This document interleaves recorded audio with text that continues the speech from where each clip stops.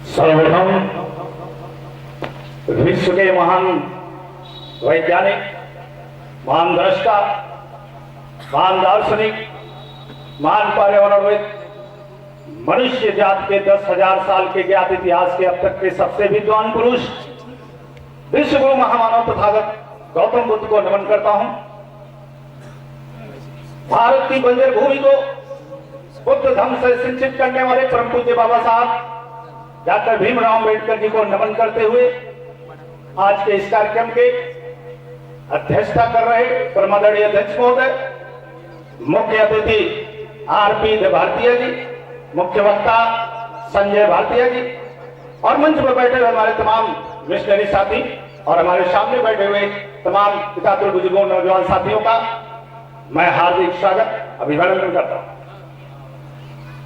सबसे पहले मैं बता दूं कि हमारे बीच में बड़े गर्व की बात है कि माननीय आरपी जी यहां मौजूद है।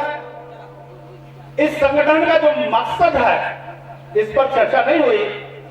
यह संगठन निश्चित तौर पर शासन प्रशासन में अगर आपको न्याय नहीं मिलता है तो उसके लिए बनाया गया है और इसका जीता जागता उदाहरण हम लोग खुद उपभोगी हैं और इन्होंने हम लोग की बड़ी मदद किया था।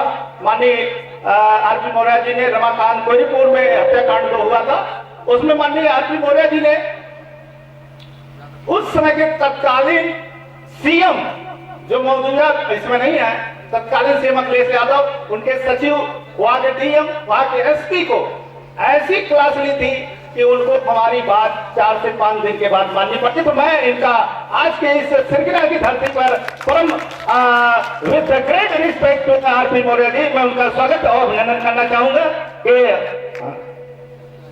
इस गांव की तरफ से और यहाँ के अपने मिशन की तरफ से आप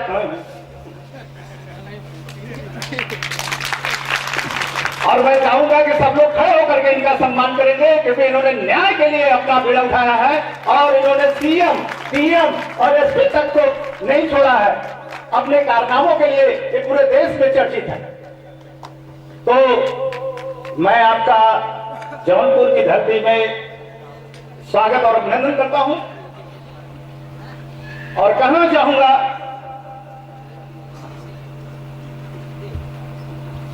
एक नारा लिखा हुआ है, शिक्षित बनो, संगठित हो, संघर्ष करो। कैसे संघर्ष करें? जो उन्नतशील होते हैं वो आराम नहीं करते, वो आराम कभी नहीं करते हैं, वे हमेशा संघर्ष करते हैं। क्यों? क्योंकि संघर्षों से शक्ति मिलता है और शक्ति से ही उनकी मारक क्षमता बढ़ती है। और आपको क्या सिखाया जाता है? हम पिछड़ी जातियों को, दलित जातियों को धर्म प्रवचन के माध्यम से एक बात सिखा दिया गया है कि जितना मिला है उतने में संतोष करो, संतोषम परम सुखम। और संतोष करने वाले लोग कभी संघर्ष नहीं करते और जब संघर्ष नहीं करते हैं तो शक्तिहीन हो जाते हैं और उनकी मारक क्षमता कुंद बढ़ जाती है, नष्ट हो जाती है। इसलिए साथियों, आराम नहीं करना अगर आप जगते हैं। और संगठन इसीलिए बनाया जाता है। आज से 2,500 साल पहले महामानव बुद्ध ने कहा, संगम सोड़म गच्छामि।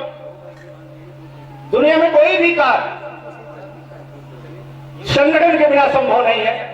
दुनिया का चाहे कितना भी अच्छा उद्देश्य हो, दुनिया का कितना भी अच्छा सिद्धांत हो, तो अगर संगठन नहीं है तो उद्देश्यहीन हो जाता है।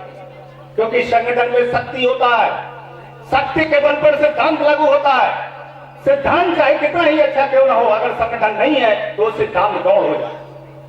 इसलिए महापुरुषों ने 2500 वर्ष पहले कहा था, संगम शरणं गच्छामि। क्यों कहा? क्योंकि संगठन नहीं रहने पर समाज का मान सम्मान, प्रतिष्ठा, इज्जत, स्वतंत्रता, स्वाभिमान, ये आपके सारी चीजें समाप्त हो जाएंगी। संगठन की महत्ता अनादिकाल से रहा है और संगठन की महत्ता सृष्टि के विनाश तक रहेगा। जो समाज, जो कौम संगठन को महत्व नहीं देगा उसका विनाश होना निश्चित है, नष्ट होना निश्चित है, बर्बाद होना निश्चित है। इसलिए साथियों, मैं आपको संगठन से जुड़ने का आमंत्रण देता हूं, निमंत्रण देता हूं। अगर आप संगठन से इनके साथ जुड़ेंगे तो शक्ति का निर्माण होगा, और संगठन से नहीं जुड़ेंगे तो शक्ति का निर्माण नहीं होगा। और दुनिया जानती है कि शक्तिहीनों का कहीं कोई सम्मान नहीं होता। शक्तिहीन होना मौत से भी ज्यादा खतरनाक होता है, जिल्लत भरी जिंदगी जीनी पड़ती है। इसलिए साथियों, आपको संगठन से जुड़ने का हम आमंत्रण देते हैं, निमंत्रण देते हैं। आप संगठन से जुड़ोगे तो निश्चित तौर पर शक्ति का निर्माण होगा और उस शक्ति के बल पर ही ये जिसमें भी इसमें सारे सिद्धांत लिखे गए हैं वो सारे पूर्ण होंगे। इसमें लिखा है कि तो शासन और प्रशासन और पुलिस परेशान कर रहा है तो आप संगठन को SMS करें और तत्काल कार्रवाई होगा। इसमें बहुत सारे उद्देश्य लिखे हुए और मैं व्हाट्सएप पर देखता रहता हूं और वाकई में कार्रवाई होती रहती है।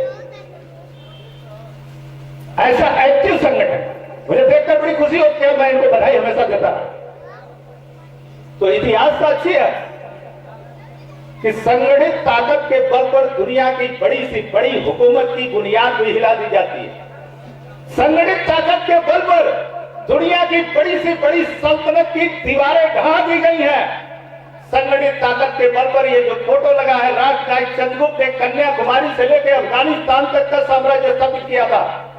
संगठित ताकत के बल पर सम्राट अशोक ने अपनी संस्कृति का प्रचार 3/4 पृथ्वी पर किया और संगठित ताकत के बल पर राजनायक चंद्रगुप्त सम्राट अशोक महान ने भारत को स्वर्णिम भारत का निर्माण किया और संगठित ताकत के बल पर ब्रिटिश हुकूमत भारत पर आकर के पूरी दुनिया में जाकर के राज किया। और संगठित ताकत के बल पर आप भी चाहोगे तो किसी की भी खटिया खड़ी कर सकते हो, प्रशासन की भी। तो इसलिए साथियों, संगठन से जुड़े और प्रत्येक परिवार की नैतिक जिम्मेदारी बनती है कि वो संगठन से जुड़े, तब ये कारवां आगे बढ़ सकता है। तो इसलिए मैं आपसे निवेदन करूंगा कि गांव में संगठन बने और हक और अधिकारों की लड़ाई जारी रहे। संगठन नहीं रहेगा तो क्या होगा? कुदरत का कानून है, कुदरत का कानून है कि जिस चीज का उपयोग नहीं करोगे तो धीरे धीरे समाप्त। और कुदरत का यह भी कानून है कि जिस चीज का उपयोग बराबर होता रहता है, हमेशा ताजा बना रहता है, वो निर्मल रहता है। फॉर एग्जाम्पल, जैसे पानी जब तक बहता रहता है तब तक निर्मल रहेगा और जैसे ही गड्ढे में रुक जाएगा तो सड़ जाएगा। गाड़ी का टायर जब तक चलता रहेगा तब तक उसमें हवा बनी रहेगी और जैसे 1 महीना रोक दीजिए उसकी गाड़ी की हवा निकल जाएगी, टायर की हवा निकल जाएगी। मानव का शरीर मानव तब तक जिंदा रहता है जब तक शरीर में रक्त का संचार होता रहता है और रक्त का संचार बंद हो जाए तब क्या होगा? मानव डेड हो जाए। ये जो रक्त का संचार है इसको संगठन मत लीजिए। ठीक वैसे ही समाज में संगठन जब तक सक्रिय रहता है तब तक समाज जागृत रहता है, अपने हक अधिकारों की लड़ाई लड़ता रहता है। जिस दिन संगठन की सक्रियता बंद हो जाती है उस दिन समाज डेड हो जाता है, मृत प्राय हो जाता है। लोग जिंदा तो रहते हैं पर मुर्दों के समान रहते हैं। इसलिए साथियों, समाज को जागृत रखने के लिए, समाज को नई शक्ति और ऊर्जा देने के लिए समाज में संगठन का सक्रिय होना नितांत आवश्यक है। जिस तरीके से पानी निर्मल बनाए रखने के लिए पानी का बहना अनिवार्य शर्त है, जिस तरीके से मानव के शरीर में रक्त का बहना अनिवार्य शर्त है मानव को जिंदा रखने के लिए, ठीक वैसे समाज में संगठन की समाज को जागृत रखने के लिए समाज में संगठन का सक्रिय रहना अनिवार्य शर्त है। यही कुदरत का कानून है, ये विधि का विधान है और इस पर आप नहीं चलोगे, इस नियम पर नहीं चलोगे तो आपका कोई भला होने वाला नहीं है। तो ये महामानव बुद्ध ने संगठन की बात कही थी आज से 2500 साल पहले और फिर कहा था ज्ञान और शिक्षा की सड़क, शिक्षित बनो संगठित। शिक्षा क्या है? मानव जीवन जगत की सर्वश्रेष्ठ कृति है।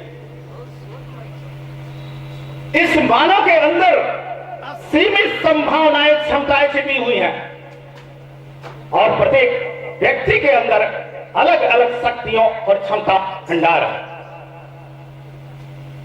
पर मानव अपनी शक्तियों का प्रयोग नहीं करता और करता भी है तो गलत दिशा में करता। दुनिया में जितने भी साइंटिस्ट और वैज्ञानिक पैदा हुए, न्यूटन पैदा हुए, आइंस्टीन पैदा हुए, गैलीलियो पैदा हुए, रमन पैदा हुए, खुराना हुए, हॉक भी पैदा हुए, न जाने कितने खोज आविष्कार किए, तो किसी देवी देवता और महापुरुष का उनके ऊपर कोई छाया नहीं था। उन्होंने अपनी शक्तियों और क्षमताओं का प्रयोग किया और फिर खोज आविष्कार कर डाला। दुनिया में कितने महापुरुष पैदा हुए, वो बुद्ध हुए, ईसा मसीह हुए, महावीर स्वामी हुए, कबीर हुए या गुरु नानक देव हुए, सभी महापुरुषों ने भी अपने अंदर की शक्तियों का, क्षमताओं का प्रयोग किया, उपयोग किया और इस ऊंचाई तक पहुंचे। आप भी कर सकते हैं। आप किसी महापुरुष से कम नहीं, आप भी किसी वैज्ञानिक से कम नहीं, पर उसका सही दिशा में उपयोग करेंगे अपनी शक्ति का, तो ही रिजल्ट आएगा। फॉर एग्जाम्पल, जैसे गणित में फार्मूला होता है a + b का whole square, a² + b² + 2ab। अब इसमें से भी अक्षर में जरा सा भी गलती हुआ तो रिजल्ट नहीं, तो वैसे ही यहां भी है। तो बुद्ध का मानव जाति के पर बहुत बड़ा ऋण है। उन्होंने मनुष्य जाति की सर्वश्रेष्ठ को, उसके अंदर की असीमित शक्तियों और क्षमताओं को खिलने का अवसर दिया, विधि बताया, फार्मूला बताया। इसलिए उन्होंने कहा अत दीपो, अपना दीपक बनो, अपना प्रकाश बनो, अत्ता ही बनो नाथ हो, अपना मालिक स्वयं बनो। तुम्हारे अंदर खुद क्षमता है, बुद्धत्व प्राप्त करने की कैपेसिटी है, बीज है, और बुद्ध उसी बीज को अंकुरित होने वातावरण देते हैं, और इसी को उन्होंने बनाया था धम्म। इसी धम्म के न जाने कितने बुद्ध पुरुष भारत में पैदा हुए थे। तो साथियों, बहुत ज्यादा समय न लेते हुए मैं इतना ही कहना चाहूंगा कि ज्ञान और संगठन जिस दिन समाप्त हो जाएगा, उस दिन आपका सब कुछ समाप्त हो जाएगा। क्योंकि कहते हैं कि शूद्रों से ज्ञान ही छीन लिया गया था, और ज्ञान खत्म हो जाने से संगठन भी खत्म हो गया और ये डेड हो गया। तो इसी की परिस्थिति और वातावरण का हमें निर्माण करना है और पूरे देश के अंदर करना है। और इस आशा और के साथ मैं अपना पूरा समय मुख्य वक्ता और मुख्य अतिथि को देना चाहूंगा। हम अपनी बात को यहीं पर विराम देना चाहेंगे। आप सब हमारे जनपद में आए, मैं आपका जनपद जौनपुर में हार्दिक स्वागत और अभिनंदन करता हूं। नमो।